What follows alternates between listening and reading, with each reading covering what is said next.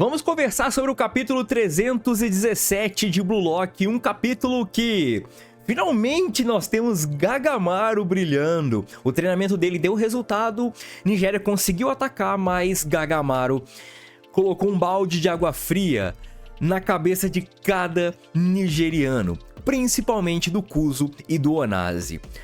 Rapaziada, temos mais treinamento aparecendo e um pouquinho dessa nova geração nigeriana sendo mostrada. Se inscreve no canal, curta e compartilha o conteúdo, rapaziada. Me conta um pouco sobre esse novo estilo de vídeo, esse novo horário. Quero saber a opinião de vocês. Conferir a descrição aí, rapaziada. Tem mangá em promoção, Discord para você ler o capítulo e muito mais. Galerinha, nós temos 35 minutos do primeiro tempo. Nós temos o Japão em vantagem 2-0, Bachira e Mikajireu. Acredito que o Bachira marcou no começo, 3 minutos, e o Mikajireu marcou ali em meia hora de partida. Vamos colocar, por enquanto, isso daqui. Foi uma parada que eu particularmente não gostei, tá? Porque a nossa sensação é que os 2 gols do Japão foram marcados em 10 minutos de jogo. Mas aparentemente não foi isso que aconteceu. Essa ausência de tempo, de informação, de onde nós estamos no primeiro tempo, me incomodou, tá?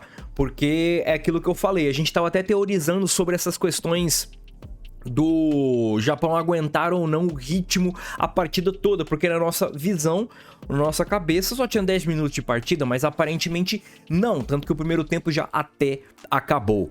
Mas de qualquer forma, nós temos essa minha crítica e nós temos metade para mais do primeiro tempo.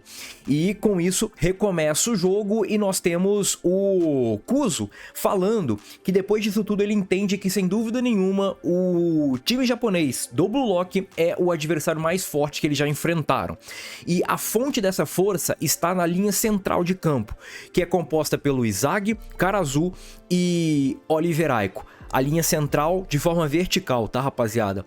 Cada um desses jogadores consegue analisar o jogo de forma ampla e usando calmamente a sua inteligência no futebol, que é avançado, e o seu intelecto e lógica, eles conseguem analisar nossas táticas, no caso as táticas nigerianas, e eles conseguem, através disso, iniciar uma troca defensiva com uma troca ofensiva, mantendo o controle da partida. Então eles sabem o que fazer de forma defensiva contra a Nigéria e sabem o que fazer de forma ofensiva contra a Nigéria.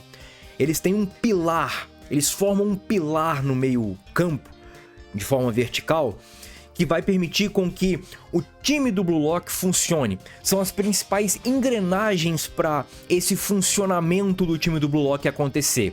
E no topo dessa fundação inabalável tem os pontas de lança, Shigiri e Bachira, que são simplesmente extremamente criativos e tem uma explosão que bagunça qualquer equipe.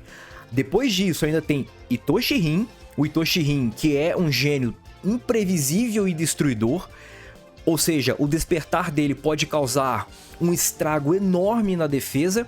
Tem Mikajireu e Hiyori, que são jogadores extremamente técnicos, habilidosos, e ainda tem um passador extremo e um outro cara que copia tudo que vê pela frente. Na zaga, tem 2 tipos de zagueiro. O zagueiro muito bom por baixo, muito bom por alto, forte, rápido, inteligente, físico, e ainda tem a mistura dos dois, que é o Oliver Aiko. O time do Blue Lock é completo. O time do Blue Lock foi criado para talvez tampar as deficiências do outro. O Nico não tem altura, mas o Oliver Aiko e o Ario Jubei tem. O Ario não tem velocidade, mas o Oliver Aiko e o Nico tem.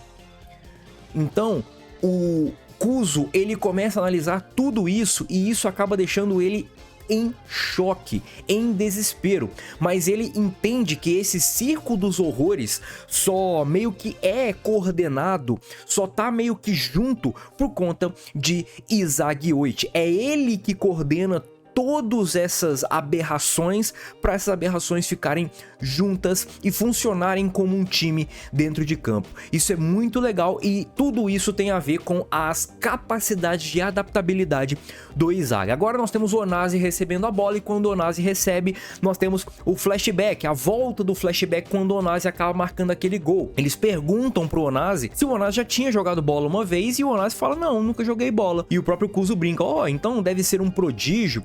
E certamente tudo isso acaba meio que gerando um hype absurdo neles. Afinal de contas, eles começam a pensar até mesmo em se tornarem jogadores profissionais, e o Belo até fala: não, rapaziada, vamos sonhar mais alto, vamos nos tornar campeões da Copa do Mundo. Tudo isso por conta de um único lance do Onasi lá no orfanato onde eles cresceram. E nós temos até mesmo o Obuobona falando que eles podiam até mudar de vida. E isso é muito interessante, porque de fato, cara, alguns jogadores, principalmente esses jogadores que vêm de periferias, orfanatos, países em guerra, eles usam o futebol para mudar de vida. E nós temos, por exemplo, o Igarashi. O Igarashi, ele não se importa tanto com a grana que ele vai receber, onde ele vai jogar. Ele só quer jogar bola. Para quê? Para ele não poder cuidar do templo. E os nigerianos, eles têm mais ou menos essa ideia. É óbvio que o sonho dos nigerianos acaba sendo maior, porque talvez eles ainda não conheceram o mundo fora da Nigéria, o mundo fora ali, as aberrações que eles vão encontrar pelo mundo do futebol. Mas certamente eles tendo ali uma notoriedade no país e no continente africano, eles já conseguem talvez um holofote internacional, proporcionando vagas em grandes ligas europeias e até mesmo essa possibilidade deles ficarem ricos, mudarem de vida e tudo mais. E aí nós temos cada um ali sonhando, né? Pô, então a gente pode meio que ficar rico e ir pra onde quiser, comprar qualquer coisa, comidas gostosas, meninas bonitas. E o Belo até fala que quer abrir uma casa de abraço, muito foda. Pelo menos foi isso que eu entendi aqui. E o próprio Onasi, ele fala: calma, rapaziada, não é tão simples se tornar profissionais. Profissional é muito difícil e requer meio que uma rotina e tudo mais. Só que o Onasi, ele é surpreendido com a confiança que todos os outros 3 jogadores nigerianos acabaram adquirindo nele do nada, só por conta daquele lance. E o próprio Belo fala: pô, mas a gente tem você, Onasi. E o Oboa fala a mesma coisa. E nós temos o Kuzo também falando: pô, você tá aqui, tá tudo bem porque você está aqui. E agora a gente começa a ver um pouco dessa nova geração surgindo. Tem uma imagem indicando Nigeria New Generation. Não é que o Onasi é um New Gen, tá, rapaziada? É a nova geração, é de um coletivo, não da lista New Gen. Então não confundam aqui, o Onasi ele não é um New Gen, ele é apenas parte da nova geração de futebolistas nigerianos, que vamos dizer assim que é a geração dourada da Nigéria. E aqui é interessante porque nós temos sim de fato o título campeão africano sendo focado no time sub-20 da Nigéria. Houve questionamentos aqui de alguns inscritos sobre tipo assim, esse título, essa alcunha ser do time profissional. E eu não achava, mas achei válido o questionamento e agora temos a confirmação. Esse time sub-20 da Nigéria é o campeão do continente africano. Então toda aquela parada que se confirmar aquelas bandeiras no capítulo acho que 304 como sendo New Gens, esse time da Nigéria ganhou de, vamos dizer assim, ganhou de 2 New Gens, vamos dizer, né? Foi campeã de uma competição onde tinha 2 seleções com New Gens, que era a seleção do Egito e a seleção do Marrocos. E esse time da Nigéria ganhou. Esse time da Nigéria não é bobo. Talvez eles estão sentindo um pouco de pressão ainda por conta de toda essa estreia internacional. Talvez a rotina do Blue Lock preparou muito mais os jogadores do Blue Lock do que a rotina dos nigerianos, enfim. Então tudo isso a gente tem que levar em consideração, mas o que a gente não pode descartar é que essa vitória do Japão está sendo gigantesca e inquestionável, rapaziada. E agora nós temos o Kuzo meio que descrevendo um pouco o Onasi e o porquê que ele se tornou atacante.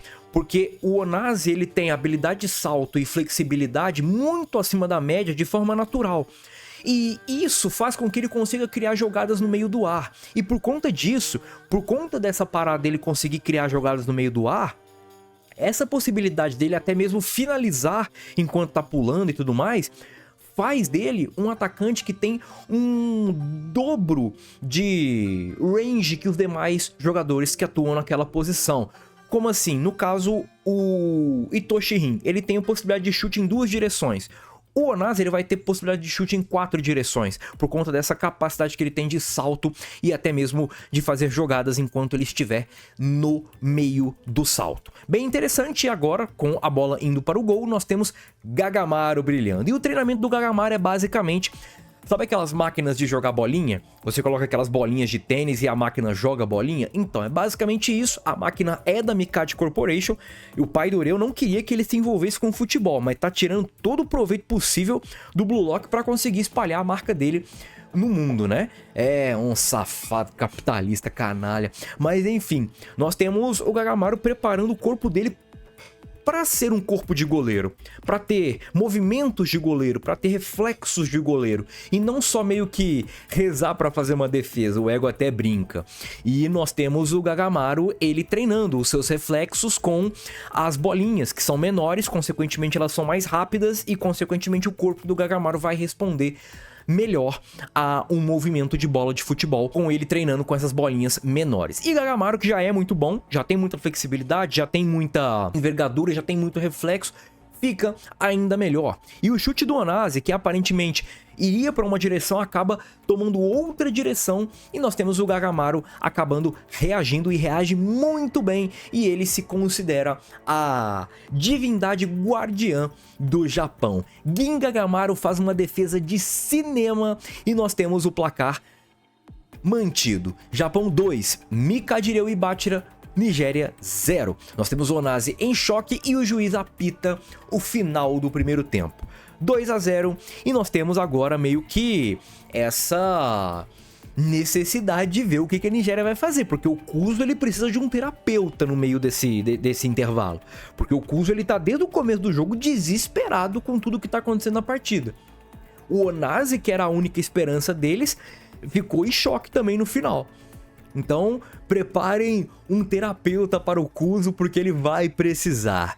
Comenta o que vocês acharam desse capítulo e segue. Fui!